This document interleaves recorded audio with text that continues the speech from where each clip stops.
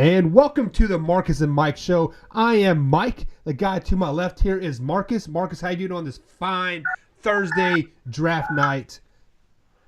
I'm doing great. It's awesome, man. I love this day. I just, you sit in front of the TV, for hours, just like if it was you're watching NFL football. Yep. I mean, this is like I'm watching Red Zone or something. This is absolutely awesome. It's the ultimate reality TV show right here. You got a bunch of kids. I call them kids. They're like 20, 21, 22, 23 at the most. They're about to be millionaires. They don't know where they're going to go. The only person that really knows where they're going to go would be the number one overall pick in a little while, probably Kyler Murray. So he'll be the only one with some certainty. Everybody else all the other players in the draft will be a little on edge because if Kyler Murray goes 1, the draft starts at number 2. Right. And so all those players are on edge. We don't know where any of them are going. We can speculate. That's why it's fun. We've been speculating for months now. But this is it. This is Christmas for me. We'll see what happens. And, I can't wait to get started. Yeah, but before we get started, let's touch on a little bit of NBA playoffs happening. Last night, Houston beat the Jazz 100 to 93 to win that series. I believe both of us had Houston winning that series. Yeah. The biggest surprise, I think, that to the two of us, Clippers beat the Warriors 129 to 121 to force a Game 6. That is last time the Warriors lost 2 games in a series, they lost the championship.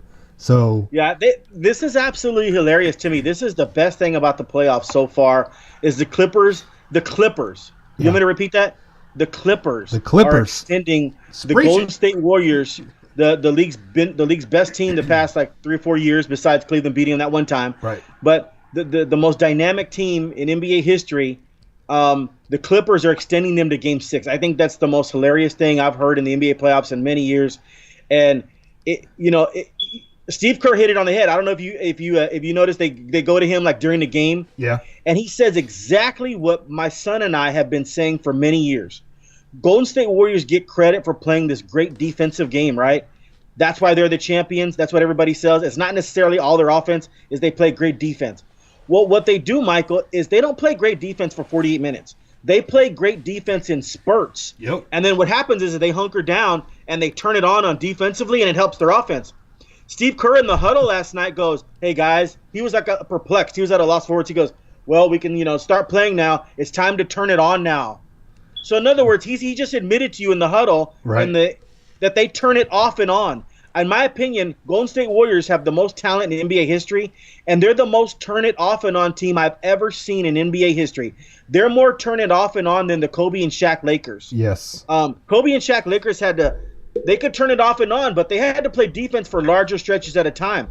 Golden State doesn't. They let Lou Williams score. He's still scoring. They let these guys score 130-something points. The ageless and this Lou is Williams. Their MO. Yeah. The Warriors turn it off and on better than any team I've ever seen. And Kerr admitted to you last night. He said, let's turn it on now, guys. And guess what, Michael? They never turned it on defensively. Yeah. Lou Williams kept scoring. And this will go into another subject we will have in the free agent offseason. I think Lou Williams has 2 to 3 good years left in him. Ooh. I think Kawhi Leonard, a combination of Kawhi Leonard and Lou Williams is better than a combination of Curry and Klay Thompson. Okay. And so I wasn't expecting those words to come out of your mouth, but yeah, I mean, okay, yeah, I mean, yeah. I definitely hear what you're saying, and there's definitely some food for thought there. Like, yeah, I mean, I obviously, haven't really looked into it like yeah. Is Curry better than Lou Williams? Yes, but is Klay Thompson better than Kawhi Leonard? No, because if he was, it'd be a sweep. If Klay Thompson was as good as Kawhi Leonard, this thing would have been over in 4 games. Right. So Kawhi Leonard, Lou Williams combo is better than a Klay Thompson, Stephen Curry combo. We have plenty of months to get into that topic. But going back to your first question, Clippers is funny to extend them. Now they got to play a Game 6 Friday night in the LA Sports Arena, and I can guarantee you those tickets are going for $1,000, $1,500 a piece. Easy. Nosebleed section are going for $1,000. Yeah, they're going for at least $500 or something. Yeah, this is fun. It's fun to watch.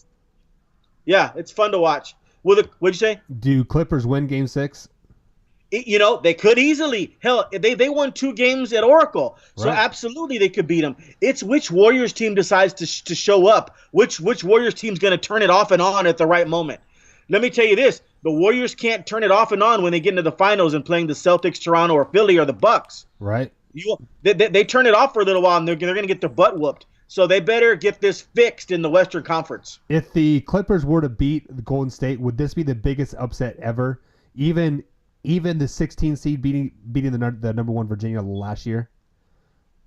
Golly, I hate to compare college and pro, but just to answer your question, maybe.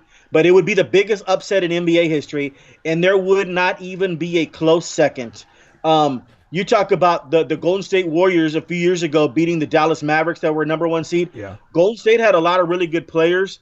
They learned how to, play Nowitzki in that group. That was a huge upset. This would just blow that thing out of the water. Nobody would ever even talk about the Warriors A seed beating the 1 seed or the Memphis Grizzlies beating the Spurs in 2011. Right. That happened because Ginobili elbow was jelly. He couldn't do anything. So Memphis came up and he didn't even play game 1. Right. We don't even get into that. I know that history real well. But Memphis beating the Spurs without the Spurs' second best player, that's still a monumental upset. This would be baby stuff compared to if the Clippers were to win game 6 and 7. I don't see that happening at all. But I also didn't see the Clippers winning 2 games at Oracle either. Yeah, I believe we all picked a sweep if I'm not mistaken. Yeah. Looking at it, we're here in game 6. The Clippers were down 31 points at one point, come back and win that game, dominate game 5. I don't know. It is what it is. And then they kind of played them tough in game 4. It's not like the Warriors ran away with it. Right. So this is getting a little scary for the Warriors. But if the Warriors play the Warriors basketball, if they turn it on for 48 minutes, the Clippers will lose by 20. But we'll see what happens, which Warriors team shows up. I know Kerr's got to be devastated, deeply disappointed in his team. And I'll tell you right now, I think the Warriors will beat the Rockets. But if they play around with the Rockets, they're going to find themselves in a 7-game series as well. And let me tell you something. They play around with the Eastern Conference this year. They're going to find themselves not winning their 4th championship. Yeah, I am going to be the biggest Clippers fans these next two games just because I'm tired of Golden State in the finals. I don't want to see them anymore. Sick of Golden State. I don't want to see them anymore. Yeah, it's the completely. It's terrible. But let's just hope Friday night the Clippers win. Right. It would be must talk sports for the next week and a half if they won that game. But there is one game happening tonight. Your San Antonio Spurs fighting elimination to stay in the playoffs, taking on the Denver Nuggets tonight. A little insights on this one. Who do you got winning for one? And what do you think? What do you think they think is going to happen? As things evolve, I get people see what's happening on the court and things evolved, and I think the Nuggets will win in 7 now. I just think the Spurs are. I know every game takes on its own identity. I think the Spurs get this one tonight, by the way, but it's going to be a real close game. The bottom line here, Michael, is that we can talk all kind of strategy, X's and O's, and everything like that. Denver has more players playing better than the Spurs have players playing good. So in other words, Denver's players are playing better. Denver has like a 1 through 9, which I did not think so at the beginning of the series.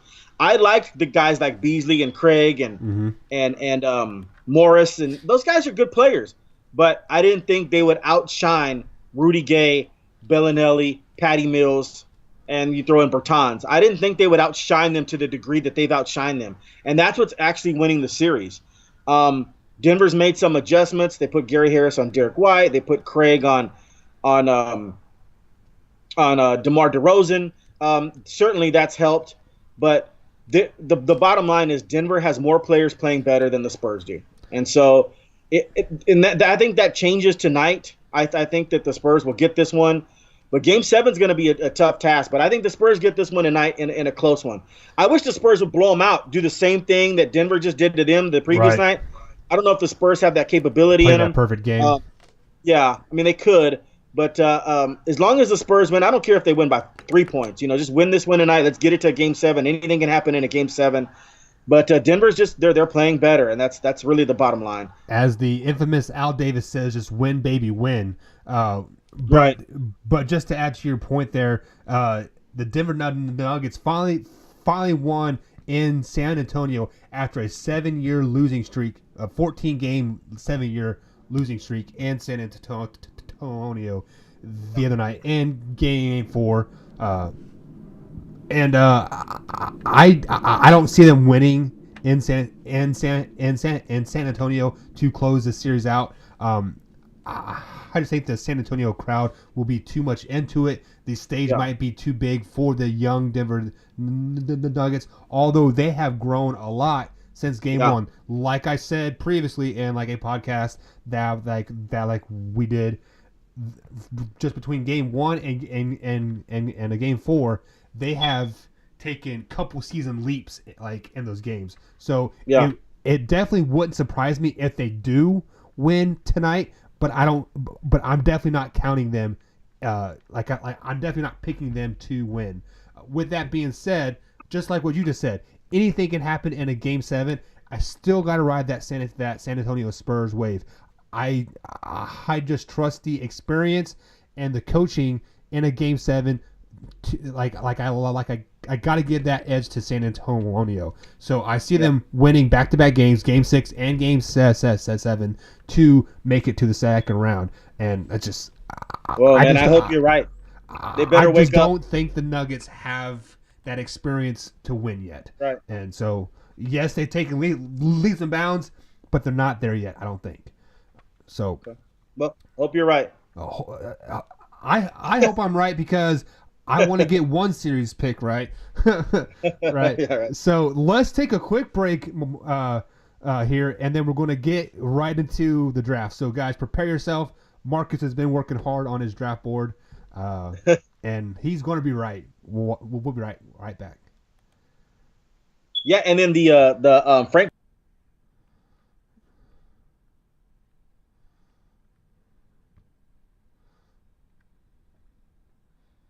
Sure.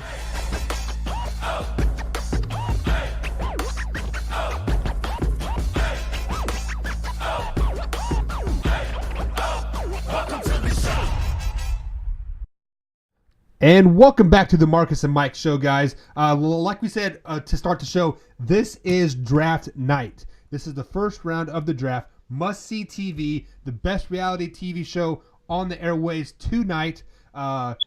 Even if you DVR'd Survivor and would play it tonight, still would rather watch the NFL draft. The NFL draft is better than the Pro Bowl. It's better than the skills challenge, and it's better than any preseason game that you will see. So, Marcus, this is your Christmas. This is your Hanukkah, Kwanzaa, whatever else Christmas holiday that I'm forgetting. First things first, we hit on the Frank Clark trade last show, and at the ESPN experts, I'm putting those in air quotes, the experts saying that this trade is a D- trade for the Kansas City Chiefs. What are your thoughts on that? I know my thoughts. Right. What are your thoughts? No. I mean, I don't know where they're getting the D- from. The 29th pick won't be better than Frank Clark, and I love the draft, but the 29th pick, you're getting an established player that's had 32 sacks in 3 seasons. And I guess what the experts, quote unquote, are saying is they'd rather have D Ford in the 29th pick than Frank Clark, which, you could kind of even that out. But let me just give you the facts here. Frank Clark is a better player than D Ford. Okay. Kansas City wasn't great with D Ford. They're going to improve with Frank Clark. Frank Clark is a more well-rounded player. He gets to the quarterback, and he stops the run. So this is a better player you can put in different positions. D Ford was mainly that wide 9 or that outside pass rusher he's like a one-trick pony. Frank Clark is not that. Frank Clark's motor's running all the time. He's highly motivated individual, and he stops the run. And so with getting to the passer, he's a better player than D Ford. So those D- can basically go to hell. It's more like a B to get a player like a Frank Clark. You have improved your team. So the hell with those D-. You guys don't know what they're talking about. Frank Clark's a better player than D Ford. You weren't going to get a 29th pick with a D Ford. And then also you weren't going to get a Frank Clark with the 29th pick. And also, and I didn't realize yesterday, I think the Chiefs are okay with the pass rush now because they added Alex Okafor too. I mean, they I don't know how long. Alex Okafor is a heck of a player. I've covered him since he been in high school. So, I mean, this guy gets to the pass rusher. Actually, he's been a little bit underwhelming than what I thought. I thought he'd be a better player in the NFL, but Alex Okafor has his moments where he can be unblockable. Right. So, you have an Emmanuel Ogbah, Frank Clark, and a Alex Okafor. You're doing okay. Listen, the Chiefs weren't great at defense last year with Horrible. D Ford. So Frank Clark and Emmanuel Ogbah are going to help out tremendously. So I disagree with the D minuses. Frank Clark is a better player than D Ford, and you will see that week 1. Yeah, You'll see that in training camp. Yeah. Yeah. Let me add to your little point there. I do not think Ford is a bad player when he is healthy. When he was on the field, he definitely elevated that Chiefs defense. But the key there is when he was on the field. He was never on the field. I think last year he played 3 total games. From start to finish, 3 games. So that is the only reason why he is not in a Kansas City Chiefs uniform right now, is because of the injury bug. Bit him early, bit him often. More times than not, you saw him on the sidelines. We were paying for a broken wheel that only worked once a year. Unfortunately, that's just the nature of the business. Yeah. As far as that grade that they provided us, I don't even understand. So basically, they're saying that Frank Clark is like a not even a player worth talking about. But yeah, it's ridiculous. But think about this: there was 5 or 6 teams that were interested in picking up this guy. So let's say he went to the Chargers that happened to be listed would they got the same. Same grade? Would the Colts got the same grade? Would the Ravens have gotten the same grade? No, I don't think so. And if they're solely basing this off of the Justin Houston D Ford like we let them go to pick up Frank Clark, I think that's utter nonsense because those guys were always injured. So they need to get that out of here. I agree with you. I would say a B plus, because sometimes a player just needs that new environment, that new fire lit under him. He's going to have a great year. I mean, I really anticipate him having a great year. This guy's in that mold of he's not a quitter. He's not one of those guys. Oh, you gave me some money and I won't earn the contract now. This guy's in the DeMarcus Lawrence mold, fighters, winners, all into it, all in. J.J. Watt. Frank Clark is going to provide you that. You'll see right off the bat in training camp, this guy's better than D Ford. And we're not saying D Ford's bad either, but Frank Clark's a better player. That's just the bottom line. Yeah, Ford is a top 10 player at his position when he's healthy. When he's 100%, he's a top 10 player. So key word there is when he is healthy. So let's go ahead and jump into the draft. We have not talked like a lot of wants and needs from teams. So we're going to put our 3 teams out there: the Houston Texans, Dallas Cowboys, Kansas City Chiefs. We are going to look at their needs and where do you think they go in their first picks in the draft. Yes, the Chiefs do not have a first round pick right now, but they're still their first pick. So I believe it's mid second round is when their first pick is. So let's go ahead and start with Houston. What do you think their ideal needs are right now? Well, Houston needs offensive line help. They need corners, and they have 3 picks in the first top 55 selections. They have the 23rd pick, the 54th pick, and the 55th pick.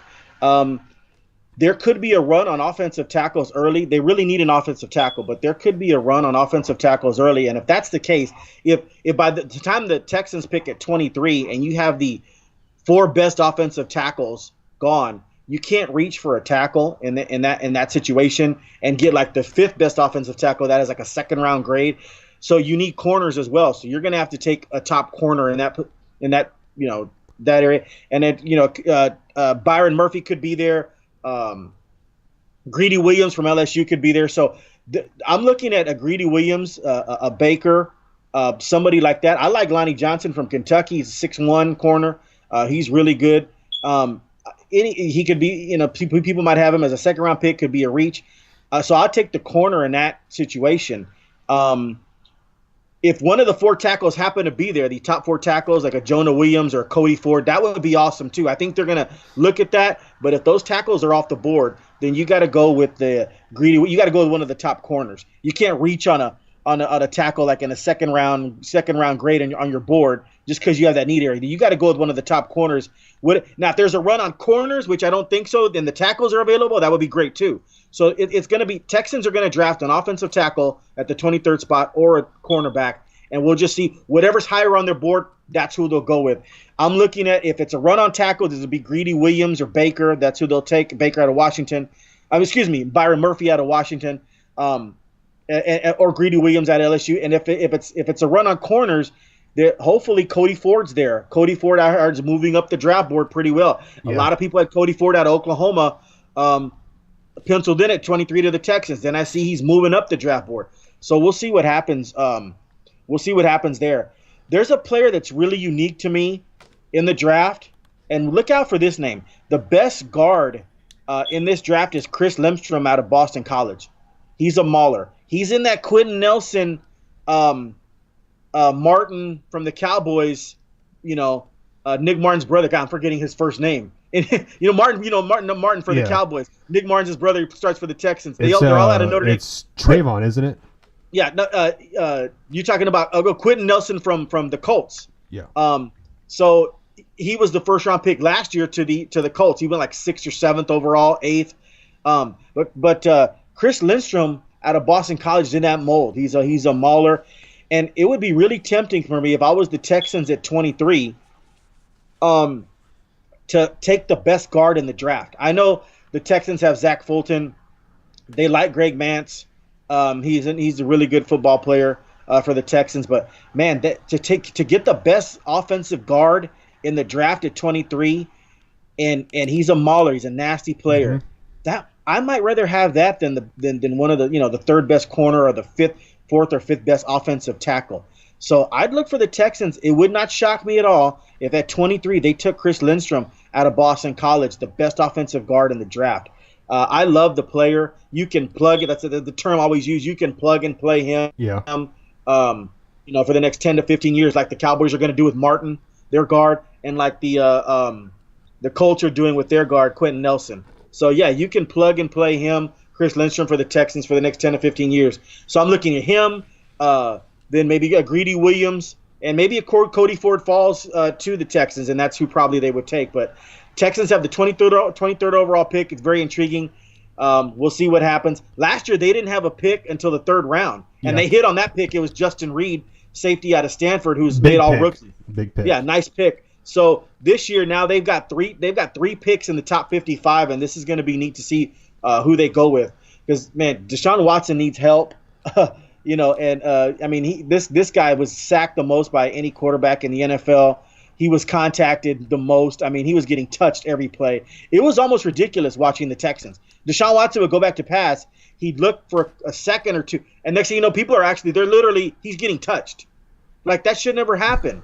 You know what I mean? Like, that's impossible. Like, what are y'all doing? Are y'all just? Yeah. I mean, it's insane. So the Texans really need to upgrade. They signed Matt Khalil in the offseason for left tackle. They're getting Central Henderson back at right tackle, but they still need to upgrade these positions. That's why Chris Lindstrom makes perfect sense to me at 23 out of Boston College guard. He's in that, and let me reiterate again, I'll drive the point home. He's in that Quentin Nelson, Notre Dame mauler, Martin from Notre Dame, mauler for starting guard for the Cowboys, mauler. Chris Lindstrom is in that class, and I would love to see Chris Lindstrom, Boston College guard for the Texans. Yeah, you definitely took most of my points that I had down here, that their quarterback was the most sacked, the most hit, the most touched quarterback last season, and then he was coming off his ACL injury as well. Right. It was ACL injury. So, so I definitely think they're going offensive tackle, offensive guard,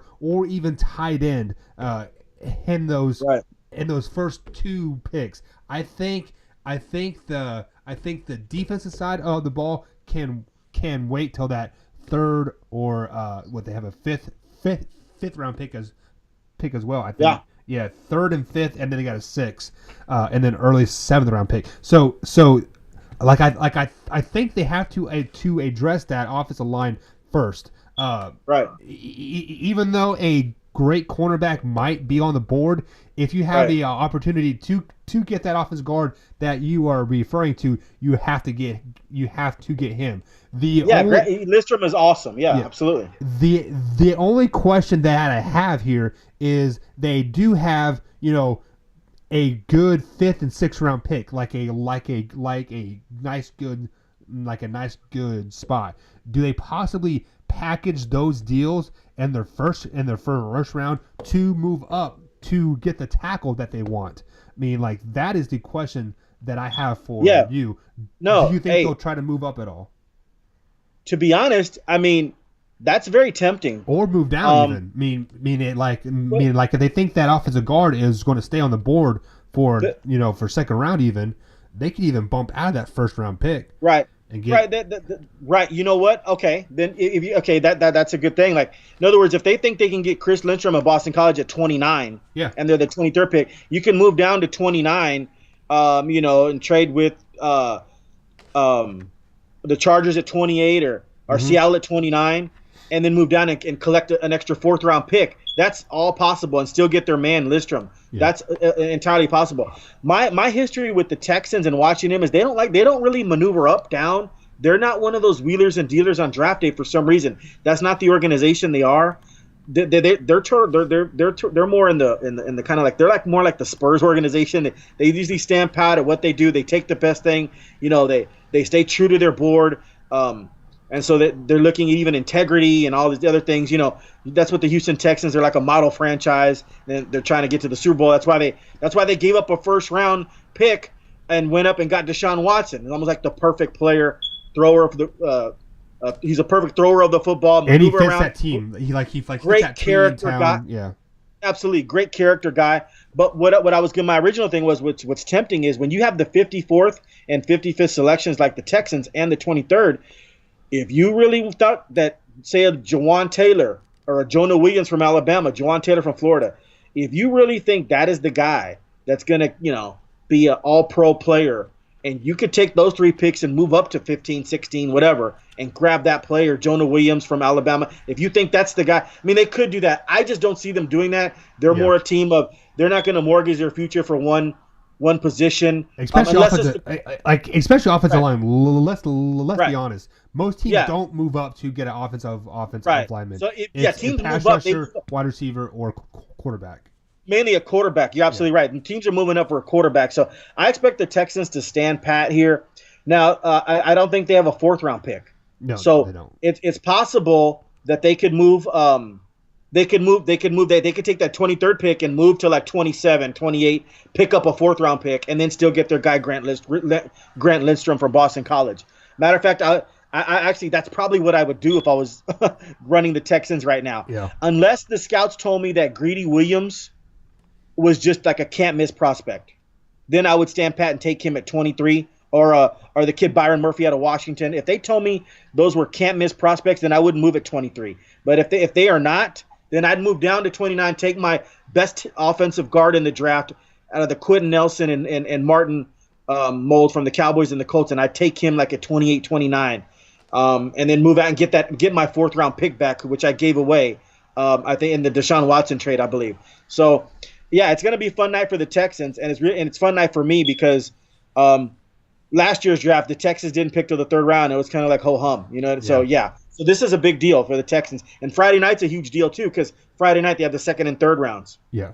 So let's take a quick break here, and then we'll jump into the Cowboys draft thoughts here. So, guys, join us right on the other side of the break here. We'll be right back. Alrighty, play that.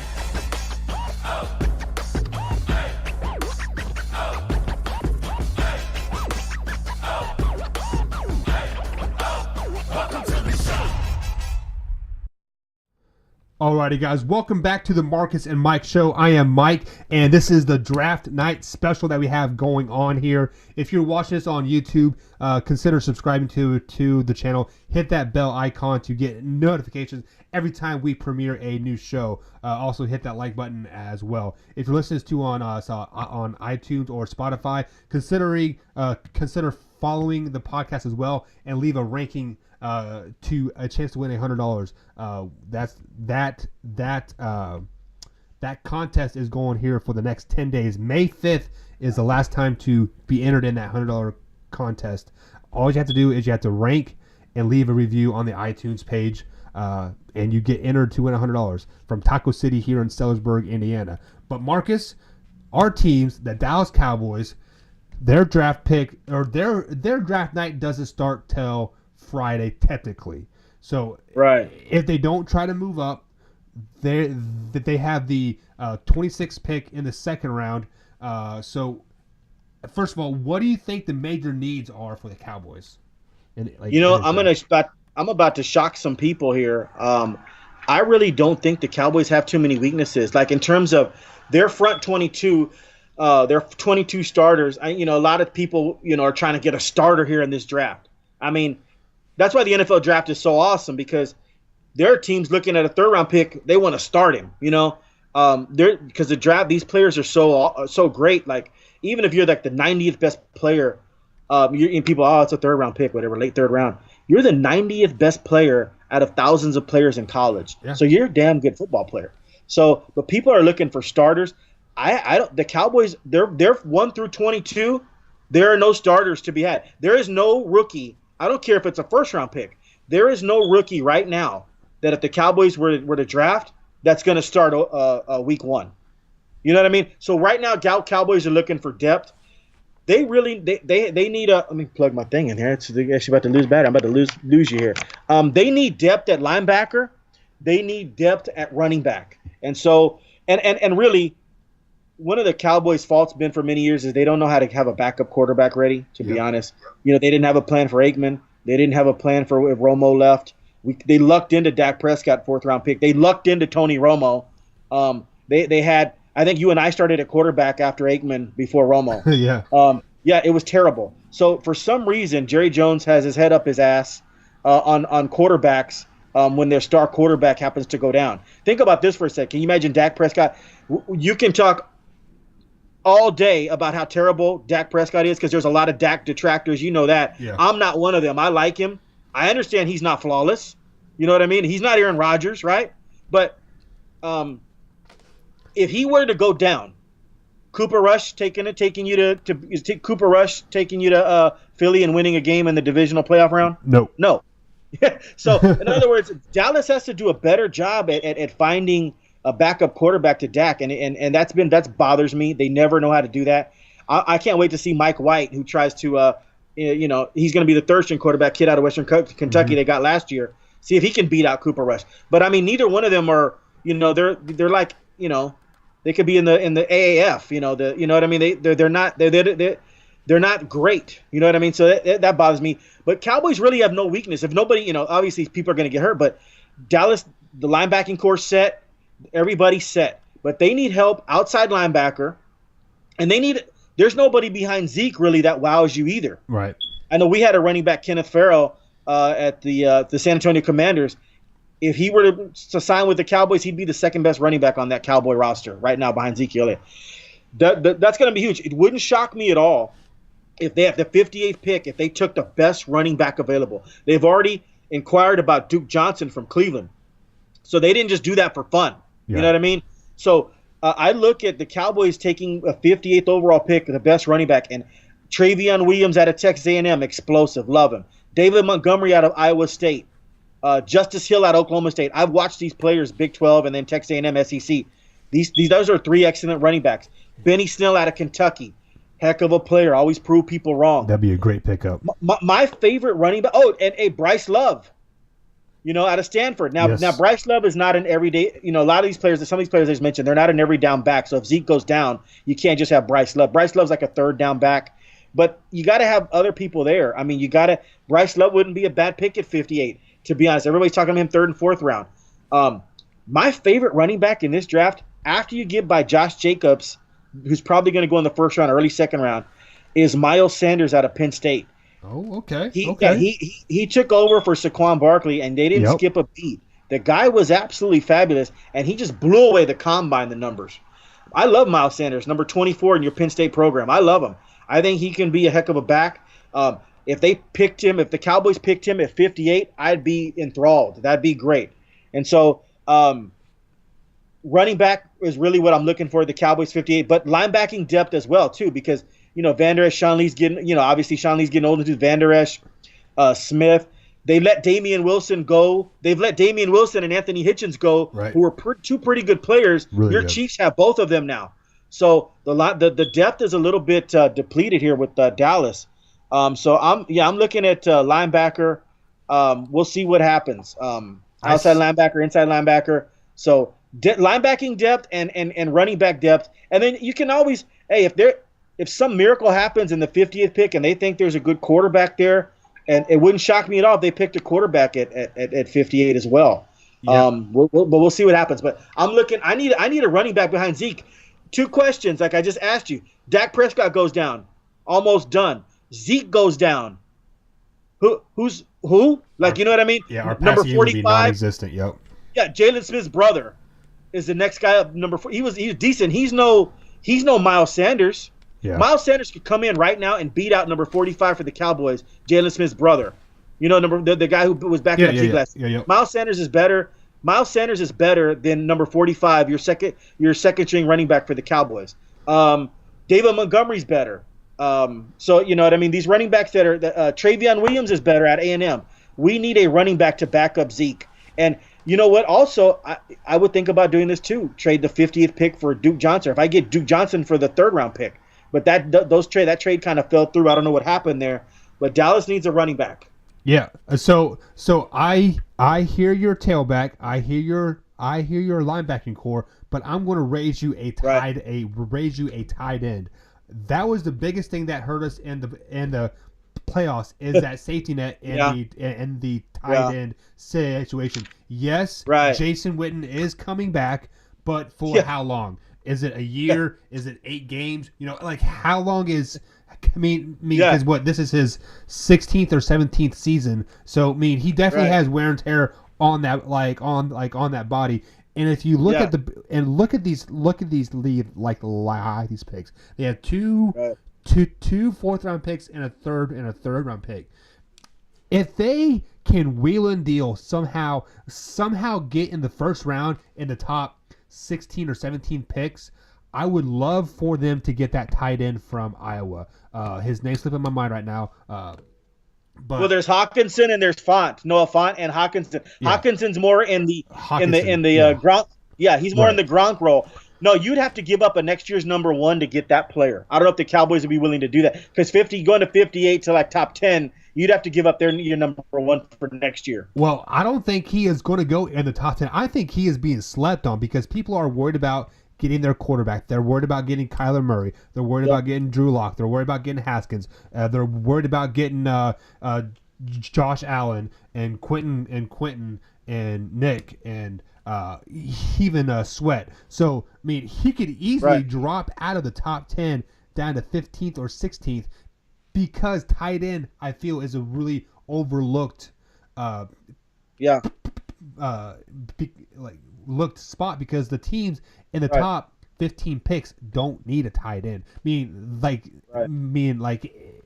If they're smart and they fell to him, they're going to pick him up. But they don't have that tight end circled as their number 1 pick. They have a defensive threat or a quarterback.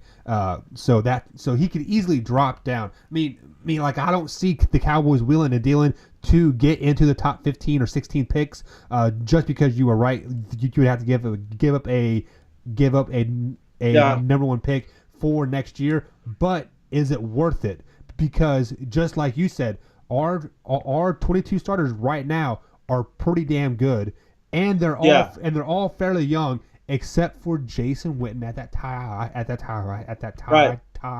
end spot. So if you jump up and you get a great tight end like a Gronk type tight end that can fill Jason Witten's shoes, why not? Yeah, I didn't see enough out of Dalton Schultz, their pick last year from Stanford. We'll see how well he does. I didn't see enough in him to make an evaluation. I hope, and then I think we lost Jeff Swam to somebody. I'm forgetting right now. So Yeah, you're right. No, tight end is Jason Witten isn't 30 years old anymore. He's he's not 29, 28. So the Jason Witten at 30 years old could play another 6 years, but this guy's not that guy anymore. So yeah, absolutely, a tight end could be in play here. I don't know if they can move up and get one of those top tier tight ends, but yeah, certainly look down the road. I just think that when you're picking 58th, I want that running back. Because I want the inside linebacker because those guys will also help you on special teams. Tight ends usually don't help you too much on. I mean, they can, but I like that linebacker, backup linebacker for the future, help you on special teams. So, Cowboys linebacking woes. You mentioned tight end, so we're going linebacker, tight end, or running back with that 58th pick there. We'll see.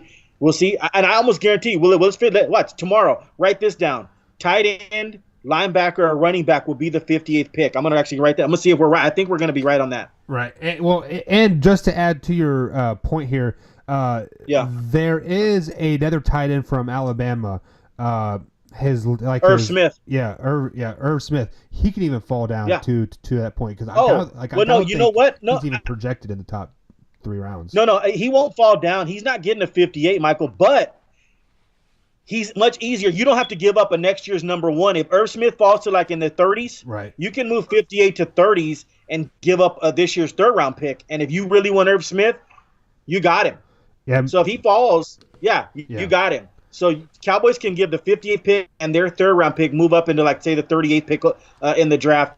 And you've got your tight end. You got Dak's tight end of the future. You got the replacement for Smith. Now he's not a blocker. He's in that Kellen Winslow mold. Yeah. That's the only thing that scares me. That's the only thing that scares me. Right. It's because Jason Witten did block so well when he played. Right, but in certain packages for the Cowboys, Irv Smith would be absolutely fabulous because he's another receiver on the field. Yeah. 6'3", 6'4", that can move as fast as a wide receiver. Yeah, and if we don't really necessarily need him to block, I mean, we'll have other tight ends in there to block, whatever kind of package they put in there. But Irv Smith would be a good pick for the Cowboys. All right, guys. So we are going to take another quick break here, and then Marcus is going to give you guys his top 10 picks as of right now, and then we're going to wheel and deal, see if Arizona likes to trade down, Giants want to trade up. We'll wheel and deal. But right after the break, we're going to give Marcus's top 10 currently that it is set for tonight. We'll be right back.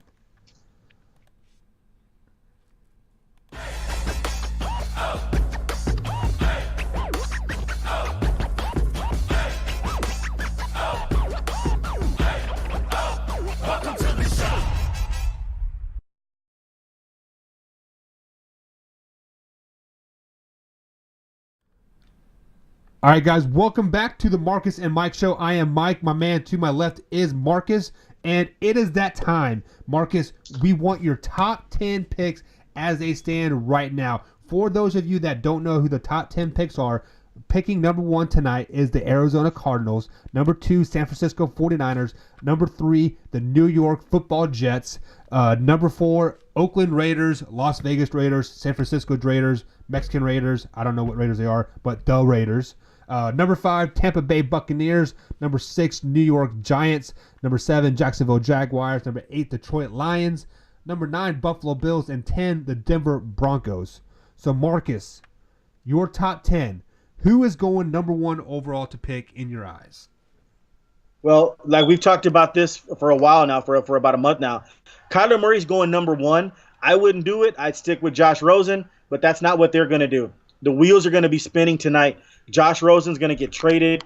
They're both, hell, they can do whatever they want to do. I'm going to be honest with you. If Josh Rosen was my brother, that was my son, we're not sitting there behind this little midget, and I'm not putting him down. Hey, I'm going to be honest with you. That's just the competitive in me. Yeah, that's just the competitive in me. I'm not sitting behind Kyler Murray, and you might think, well, beat him out.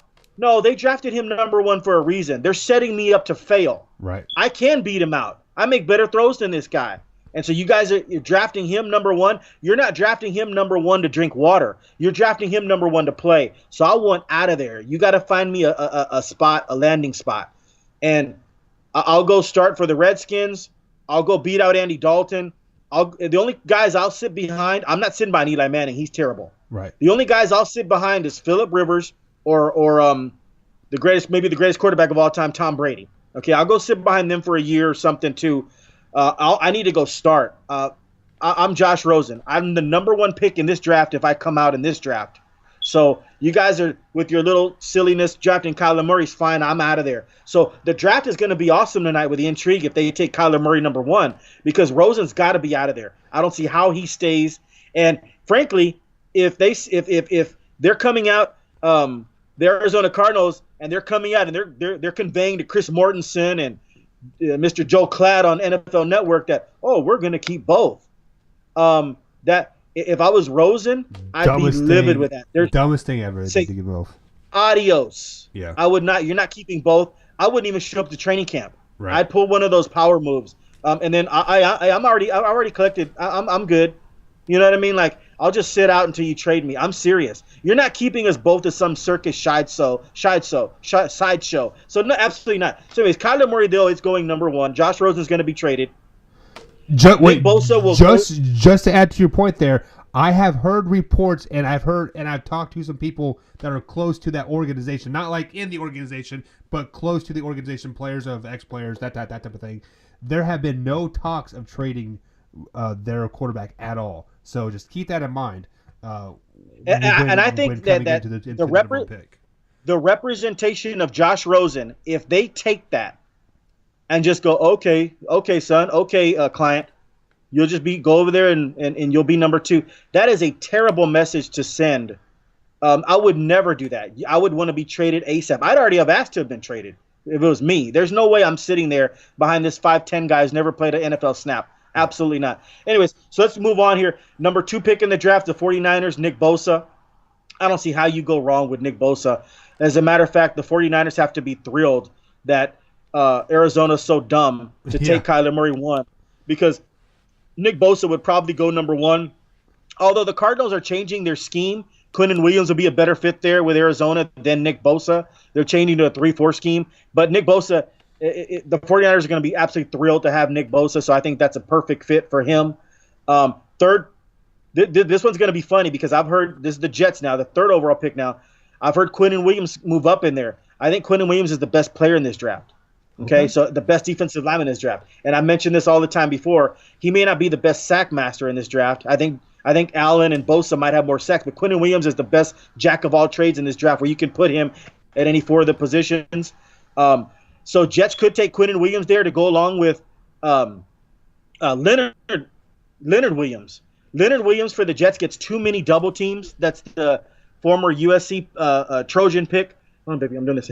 My daughter, she just got off of school. Yeah, he's the former first round pick from USC to the Jets. He's getting way too many double teams. Matter of fact, Leonard Williams would be so happy they took Quinnen Williams. Right now, Leonard Williams is going to be happy because they're going to take Josh Allen or Quinnen Williams here. Yeah. So it's going to be a perfect fit for the Jets. I still would take Josh Allen here, outside linebacker. Kentucky can play the end because I need more sacks. I got big Leonard Williams in the middle there playing that 3 technique.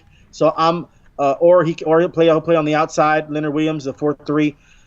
So I'm taking Jonathan Allen here with the 3rd pick. The Raiders are happy right now with the draft. They have the 4th overall selection. Then Quinnen Williams falls to them. So Raiders take Quinnen Williams. They need all the help they can get. Tampa Bay is happy. They're getting their next Derek Brooks with the 5th overall selection. They'll take Devin White out of LSU. Perfect fit for them.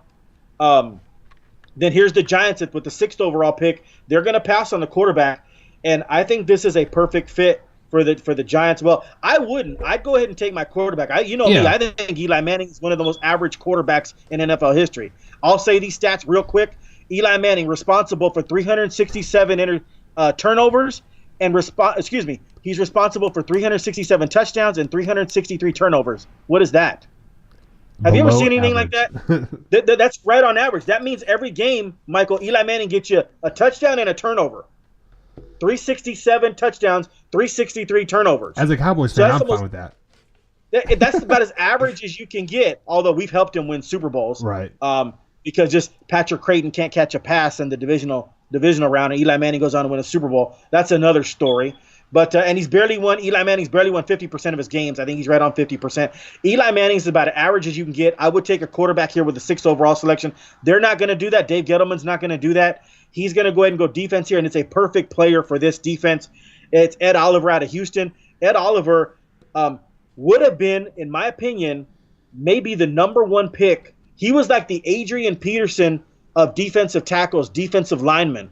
He could have been the number one or number two pick had he come out, had the NFL let him come out after his freshman and sophomore seasons. Yeah. He was that dominating. His stock fell just a little bit. They put him in different positions. He had a fight with the coach, Major Applewhite. That was well documented. So his stock kind of moved down to like in the 18, 19 range. I didn't get that at all. Ed Oliver can dominate the line of scrimmage a lot of times. Ed Oliver, he might be a better pro than he was college player. That's how dominating Ed Oliver can be. He's another plug-and-play guy. I usually say that with offensive linemen, but I'm going to say that with Ed Oliver here, the defensive line. Giants are going to get a good one right here with the 6th overall pick and take Ed Oliver.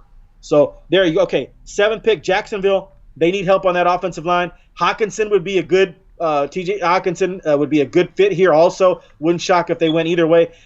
I have Jacksonville taking Jawan Taylor here, offensive tackle, Florida. He's a mauler. He's a nasty player. You hear all the time about offensive tackles. Well, this guy's good against the run. This guy's better against the pass. Jawan Taylor's good at both. He's the best offensive tackle in this draft. Some may argue Jonah Williams. I go Jawan Taylor. So I have Jacksonville taking Jawan Taylor with the 7th pick. Here's my dark horse that's going to shock everybody. The 8th overall pick with the Lions, I think it's going to be Brian Burns, number 99 in your Florida State program. He's that hybrid player. I think Brian Burns will get you 10 sacks a year. Okay. He's a little light. Okay. He's a little small, but he's coming. People have projected him in the 20s, some in the teens. I have Detroit reaching here, and not necessarily reach. He's a damn good football player. I think he gets you 10 sacks a year. He may start off his rookie year getting 7, 8 sacks, and then he'll eventually become that 10-sack player. He's so quick. I love him. Brian Burns right here for the Detroit Lions out of Florida State. Buffalo will then be happy. They need offensive help. I have them taking T.J. Hawkinson, the best tight end in this draft, in that Gronkowski hybrid mode that can. Hawkinson is not necessarily. He's almost like a positionless player in the NFL. What I mean by that is Hawkinson, like Gronk, you can line him up in the slot. You can line him up to block. You can line him up as a receiver. What better? I mean, that's just a multiple of things you can do with Gronk. Hawkinson, I think, as crazy as it sounds, will take on that Gronk role and be the new Gronk, and you'll be able to line him up in all these different variations of positions. He won't be pigeonholed to, playing the strong side, left side. Mm-hmm. And this guy can do it all. T.J. Hawkinson, coming out of nowhere, he wasn't even the most heralded tight end out of his team. It was Noah Fant, and he's kind of passed up Fant in this regard because he's the jack of all trades. He can do everything. Fant's still going to go in the 20s. Maybe 30s. Maybe Dallas, trades up and gets Fant. That would be another thing that they can do. They can take. He would be a great replacement for Witten, by the way. Noah Fant out of Missouri. So that's a good one. My last pick, Denver Broncos. I still have Haskins on the board, but I'm going to go ahead and give him Drew Lock. I think there's been a lot of smokescreen about John Elway, who he likes, but there's been one constant, and I've heard that he liked Drew Lock earlier. He's going to have his pick now. Do I take Haskins or Lock? And so I think he's going to choose Drew Lock here out of Missouri. Make all the throws.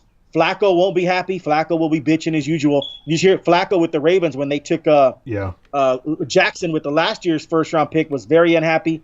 He'll be unhappy again, and we'll see how good Flacco does playing unhappy. He doesn't play very well unhappy. In my opinion, he didn't play very well at all. Yeah. I think the Super Bowl was a little – I mean, that's another topic we can get into. But after the Super Bowl and after Anquan Bolden left, the guy was terrible.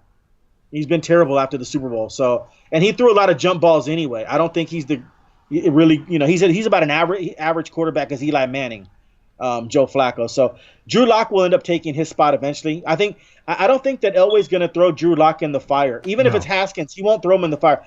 They got Flacco for a reason. I think Flacco starts pretty much all the games here.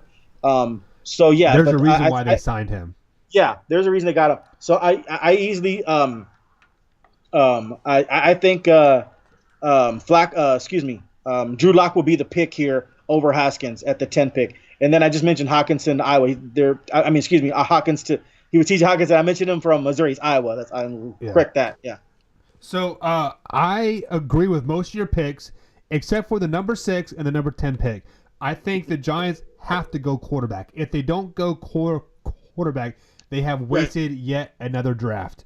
And in that number 6 spot, I think they're going to take Haskins. I personally think Haskins is better than Drew Lock. That's fair. So then process of elimination, Lock has to go to the Broncos, but I don't know if the Broncos want to take a quarterback that early, just because of the situation that you just said, because of the Joe Flacco situation. They did sign him with a pretty good deal, and he might have a couple years left. Maybe they can scoot down a little bit and get get that quarterback from Duke. No, Daniel Jones. Jones. Yeah, Duke. So this is where the wheeling and dealing starts happening. I think a team like the Broncos, if Haskins is not on the board at number 10, they start thinking of moving their way down to acquire more picks, because that defensive side of the ball wasn't that great either this past year. They do need outside linebacker help. Allen you and I are both. Boza and Williams won't be on the board, so move down. Right. You and I both are 100% correct. If we were running the Giants organization, we would take Haskins with that 6th overall pick. Or if the scouts told us that Locke was better than Haskins, I'd listen to them. Yeah. But we're going quarterback here with the 6th pick. The 17th pick, I'd go ahead and get my defensive player that I need. Yeah. Because this is a defensive draft. So at 17, we're going to get a good defensive player. The only way you take a defensive player at number 6 is if Josh Allen or Williams falls down to that number 6 pick. Then you cannot pass on the best available player. At that point, you have to take the best available player. I don't think Josh Allen or Quentin will fall down to that 6th spot. But if some crazy thing happens and wheeling and dealing happens, you have to take the best overall pick. So out of those 10 teams that you just listed, is there any teams wanting to move up, any teams wanting to move down in your eyes? Well, the only team that's going to move up is for a quarterback. We talked about a little earlier in the show. Washington, if you want to get ahead of Elway and you like Locke or Haskins, you better move to number 9 or 8 to Buffalo, 9 or 8 to Detroit, and move up ahead of John Elway.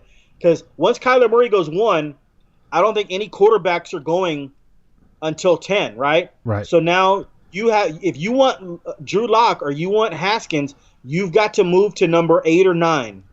And so Washington could be picking 8 or 9 in this draft. They could move up, and that's a good. And then Denver will just have to sit there. Like, let's just say Redskins are enamored with Locke. And plus, Denver's still in a good position because they could take either or. Now, if 2 teams move up, then that completely screws the Denver Broncos at 10, because then Haskins and Locke will both be off the board. But let's just say Washington. Daniel Jones, though. Right, there's still Daniel Jones. Which I think he has more capability at both of those guys, honestly. Really? I'm not enamored with maybe not. Like, he has the most room to grow underneath a player like Joe Flacco learning for a year or 2. That's possible. And let me tell you something. I don't think Daniel Jones is as good as Locke or Haskins, but I don't think he's a bad player. I'm not totally enamored with him, but I think he is a late first round talent. I'll tell you right now, Daniel Jones does not get out of this first round. You don't think so? No, I think that if the 32nd pick, if New England was sitting there with the 32nd overall pick and Daniel Jones is on the board, we'd have a Lamar Jackson situation. Baltimore took Lamar Jackson with the 32nd pick. They didn't let him get out of the first round, because what happens is, Michael, is if Daniel Jones gets out of the first round, it didn't used to be this way with the draft. You had all overnight now to think about what you have to do. You redo your draft board and everything. Yeah. And what would happen is Daniel Jones would go with the number 1 pick in Friday night's draft, would be the 33rd overall selection. Just like Lamar Jackson would have gone the second round, 33rd overall selection the next day on Friday. But Baltimore Ravens didn't do that. They traded it at 32 to get their man Lamar Jackson last year, and it's worked out for them. I don't think that New England lets Daniel Jones get into that second day. I think New England takes Daniel Jones with the 32nd pick. So worst case scenario tonight, you're the Daniel Jones family. you're the last person in the green room if you're there, and you're going to be taken by the world champion New England Patriots at the 32nd pick. I'd be shocked if it wasn't that situation. Isn't that a perfect situation to learn behind Tom Brady? Yep. Yeah. Yeah. So perfect. to answer your question, you got to move ahead of 10 if you want Locker Haskins, because Elway's going to have his pick between Locker Haskins. If you like Locker Haskins, you got to move to 8 or 9 to get that player, and then Elway's going to be just stuck with wherever you picked up. So not a bad situation for Denver either. If somebody trades up and gets Lock at 8 or 9, well then, Elway, you have to take Haskins.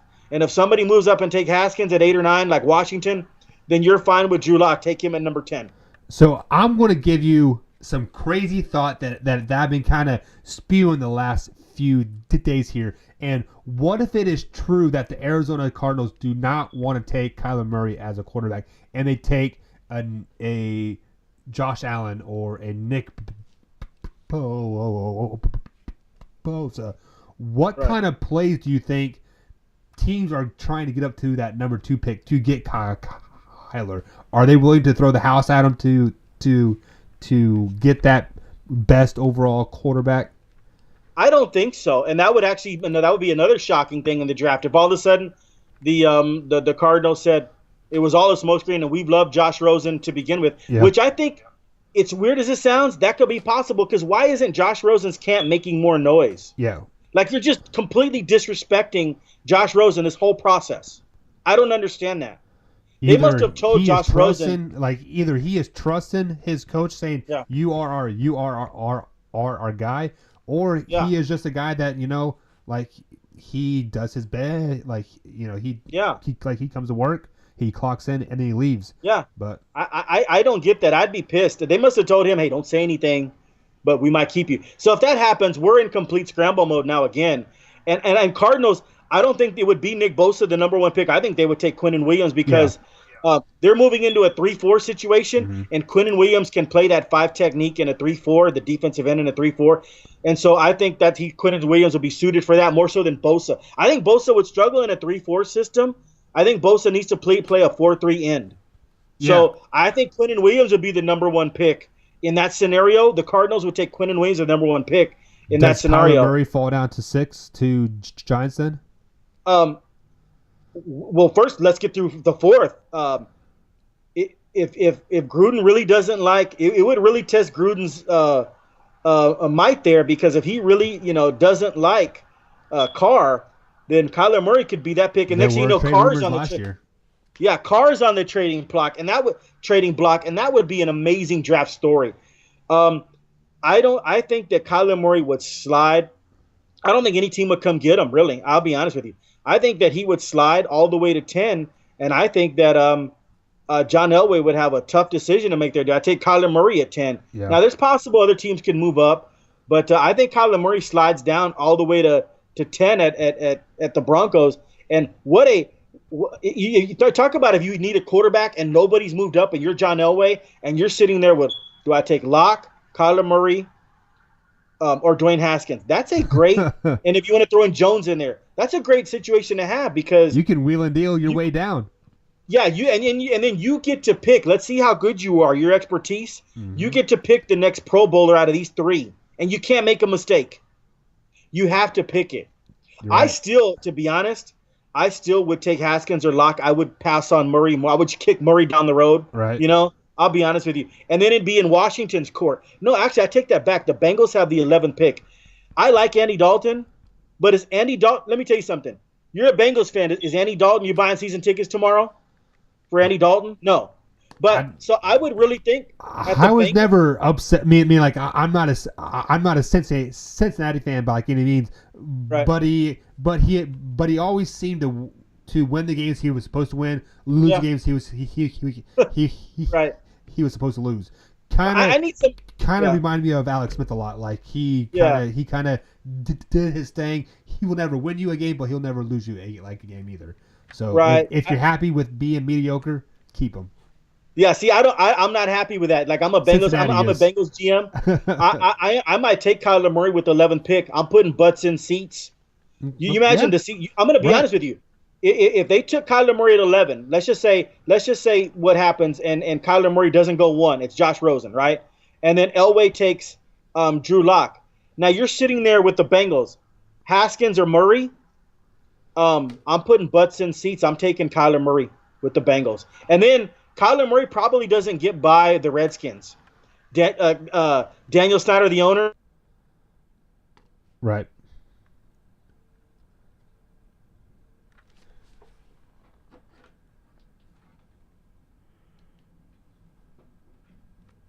We haven't. Yeah, my wife. Did I lose you for a minute, Michael? Yeah, my wife was calling me. Yeah. So you were saying Kyler Murray does not get past the Redskins? No, he will not get past the Redskins because Daniel Snyder is the type owner. If he gets the 15th pick and Kyler Murray is sitting there on the board, he's going to take Kyler Murray just like he took Robert Griffin III. Yeah. And guess what? Tomorrow the phones will be ringing for season tickets for the Washington Redskins because he's an exciting player. And he's going to be trash. Absolutely. Cowboys going to whoop that ass. Murray, yeah, we'll just we'll knock him out. When do we? I already forgot when Dallas plays. I got it. When does Dallas play the Redskins? That's the day we'll knock his ass out. He'll be. Let me see here. Week 2 at Washington. Yeah. Kyler Murray will be done for the year. All right, guys, you hit her here first. Yeah. But guys, Marcus the Freak does have Kyler Murray going number 1. I think it's going to be a defensive player. I think it's been all smoke and screens. They are working crazy in the background to kind of work their way down to get a couple more picks, to put pieces around their quarterback now, add some defensive of pieces. As a smart man, that's what I would be doing as an Arizona Cardinal right now. You need defensive help. You need wide receiver help. You have your quarterback. But let's be honest, they're probably going to take Kyler Murray. Marcus said it, and I got to agree with him. I ain't going to lie. I ain't going to front. Yeah. And if that happens, Josh Rosen has to get the hell out of there. I don't understand what his representation is doing. If as soon as I hear Kyler Murray, Josh Rosen, I'm telling you right now, I hate to keep beating it to dead horse. Yeah. I'm Josh Rosen's father. Say you're his brother. We can't pick up our phones fast enough to call the Cardinals and say, get us out of here. Yeah, and if I was him, I would love nothing else more than go to the Rams or the 49ers or Seahawks and beat the Cardinals twice a year. But that would be awesome. But like that division all have their quarterbacks, right? Which sucks, but it would be amazing to be beating them twice a year every year for the next 8 to 10 years. But guys, that's all we got for today. Draft starts here in a couple hours. I believe it starts at 8 Eastern time. First round is tonight. We'll be back tomorrow, recap the first round a little bit, see if our picks are kind of somewhat right, and we'll cover second round. Marcus, any closing thoughts before we head out, man? Yeah, I think we hit it. Dallas is going to take a tight end, but that's going to. Are we doing Friday show tomorrow? Yeah. Because Dallas didn't even pick tonight. Right. But we'll talk about that Friday then. Who Dallas is going to take on Friday? We think it's going to be a tight end, running back, or linebacker. And as far as the Texans are concerned, that's my team too. I'm a Houston Texans season ticket holder, but I was born and bred a Cowboys fan too. I'm in San Antonio, so we always root for an all-Texas Super Bowl. But the Texans have the 23rd pick. That's got to be an offensive tackle or a corner.